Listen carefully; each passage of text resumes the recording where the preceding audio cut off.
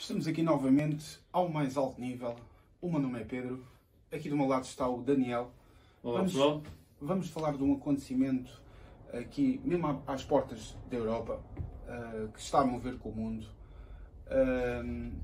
Temos uma participação especial de Cássia Maia, uma jornalista conhecida no Brasil, que vai nos deixar aqui uma peça para vocês verem connosco.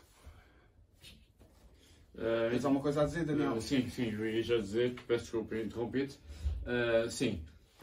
Vamos ver a peça dela, depois da peça que dura cerca de 7 minutos e pouco, voltamos e vamos comentar, opinar e pedir mais uma vez a opinião de quem vê, o que acha sobre o que está a acontecer, o que acha que devia acontecer agora, sabendo o que está a acontecer. Porque é sempre interessante ter debates na caixa de comentários, ainda mais um tema destes que é muito fraturante. Portanto, vamos para a peça. Oi pessoal, tudo bem? Voltamos aqui no canal falando sobre a guerra da Ucrânia, né? Essa guerra que está mexendo com todo mundo, com o planeta todo. E essa semana com algumas novidades, né? Que pegaram todo mundo de surpresa. O primeiro-ministro britânico, Boris Johnson, deu uma declaração que eu achei muito pertinente e importante. Ele falou sobre a questão da Crimeia. Em 2014, a Rússia anexou a Crimeia ao seu território, claro, contra a vontade da Ucrânia. E a União Europeia, na época, nada fez, né? Não se manifestou sobre isso. Então, a coisa foi crescendo, e hoje, em 2022... a Rússia declara guerra à Ucrânia, invade o país e acontece o que estamos vendo aí. Então, Boris Johnson, o primeiro-ministro britânico, chamou atenção para essa questão. A União Europeia, em 2014, fez vista grossa enquanto a Crimeia era roubada, né, pela Rússia, mantida pela Rússia. Então, criaram um monstro, como dizem no popular, não é isso? E a questão também é o Japão. O Japão, que até então vinha em cima do muro com relação a essa guerra, né, na Ucrânia, esse conflito vinha em cima do muro, mas resolveu se manifestar e também impor sanções à Rússia, né? O medo do Japão é que a China se inspire na Rússia e tente uma guerra contra Taiwan. E Taiwan fica ali entre Japão e China e nada que o Japão quer. A última coisa que o Japão quer é uma guerra próximo ao seu território, né? Então, visando o acordo com o G7, o Japão tem uma boa relação com o Ocidente, principalmente os Estados Unidos.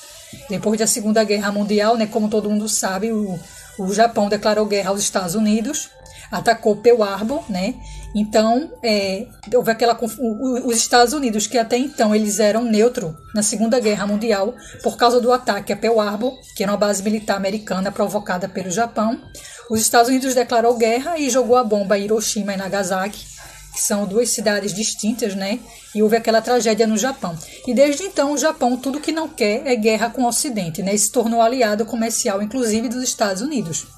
Então, prevendo e evitando que Taiwan possa ser alvo da China, o Japão se posicionou, saiu de cima do muro e agora apoia sanções contra a Rússia. Por causa disso, Putin já andou dando as declarações aí nada legais contra o Japão, dizendo que agora os japoneses fazem parte dos países hostis à Rússia, né? A Rússia lançou uma lista com os países considerados hostis. São aqueles que não apoiam a invasão à Ucrânia, entendeu? E o Brasil se colocou como neutro nessa situação e não está nessa lista, né? Por enquanto. Então, o Brasil está fora da lista dos países hostis para a Rússia, tá? No momento.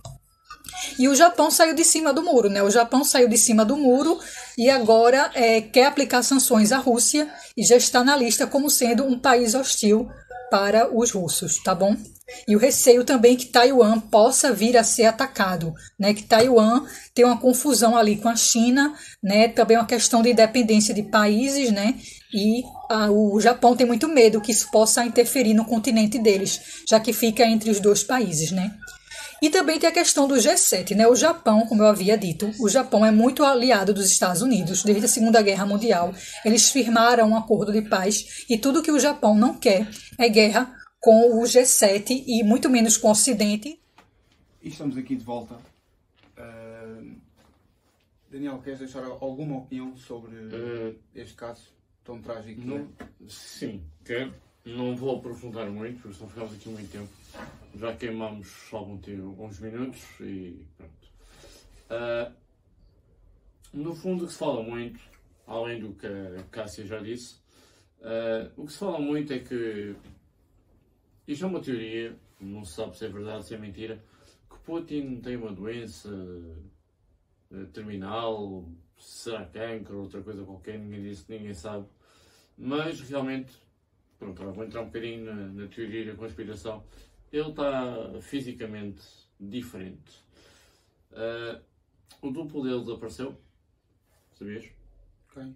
Ele tem um duplo, o Putin, e ele desapareceu, misteriosamente.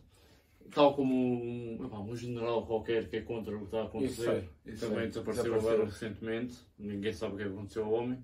Obviamente a gente sabe, né? Mas oficialmente ninguém sabe. Pronto. E fala-se que Putin quer deixar um legado que é a reconstrução da antiga União Soviética. Ele quer começar pela Ucrânia, mas também já ameaçou a Finlândia, a Polónia, se não me engano, e a Suécia, tenho a certeza, porque havia há pouco tempo uma notícia sobre isso. O homem é só maluco, pronto. Resumindo, o homem é insano. Neste momento, já estamos uns dias depois da peça da Cássia, portanto já aconteceram mais umas coisas. Sabemos que... Pronto, eu vou voltar ao vídeo dela, peço desculpa. Não é uma interrupção, porque eu depois volto onde estava. Eu tinha que pegar ali. Quando ela fala da NATO, OTAN, tanto faz, a mesma coisa, envolver-se, a questão é, o presidente da Ucrânia pediu para se criar uma área de exclusão aérea sobre a Ucrânia, ou seja, para os aviões russos não conseguirem bombardear a Ucrânia. Mas a NATO, por enquanto, não quer envolver-se tão diretamente. Porque criar uma área de exclusão aérea sobre a Ucrânia e um avião russo cruzar essa área de exclusão, ele tem que ser imediatamente abatido. Tu, no momento em que abates um avião de outro país, é uma declaração de guerra. E se isto acontece, o que é que nós temos? A Rússia de um lado, né? Vamos ver o mapa da Rússia, o que é aqui, Estados Unidos do outro, aliados dos Estados Unidos do lado dos Estados Unidos, aliados da Rússia, neste momento é só a China, basicamente, e os países a quem a Rússia fornece armas, ali no Médio Oriente, todos uns contra os outros, ou seja, temos todas as sementes para uma terceira guerra mundial. Essa é a parte assustadora. Não me assusta muito a parte nuclear. Porquê? Estava agora mesmo a falar sobre isso com o Pedro. Porque imaginem que Putin decide, ok, vamos acabar com a Ucrânia e isto está a ser muito complicado, vamos destruir aquela porcaria, lança-se uma ogiva e aquilo acabou. Ele, no momento que toma essa decisão, imaginem, 28, 20, 25 ogivas nucleares sobre a Rússia e a Rússia desaparece do mapa. Portanto, ele não vai fazer isso, que ele sabe que, apesar de ter mais armas nucleares, quem fizer o primeiro ataque sofre o pior que é o segundo. Portanto, isso não me assusta. O que me preocupa é a crise humanitária. Porque resolver a guerra não...